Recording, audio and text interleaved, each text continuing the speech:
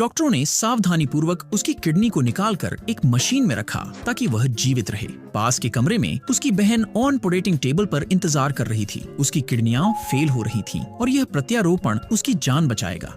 अब kidney machine में ठंडी हो रही थी जब तक कि एक नर्स अपनी लंच ब्रेक से वापस नहीं आई। उसने मशीन को देखा और समझा कि ट्रांसप्लांट पहले ही उसकी बहन के कमरे में हो चुका है। इसलिए उसने किडनी को पकड़े हुए बेसिन को निकाला और उसे सीधे मेडिकल वेस्ट बिन में फेंक दिया।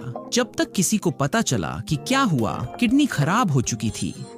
कई महीनों तक उसकी बहन फिर से डायलिसिस पर थी जब तक कि उसे एक और नहीं मिला, लेकिन वह उतना स्वस्थ नहीं था जितना उसके भाई ने उसे देने की कोशिश की थी, जिसका मतलब था कि उसे अपनी बाकी जिंदगी एक कमजोर किडनी के साथ जीनी पड़ी।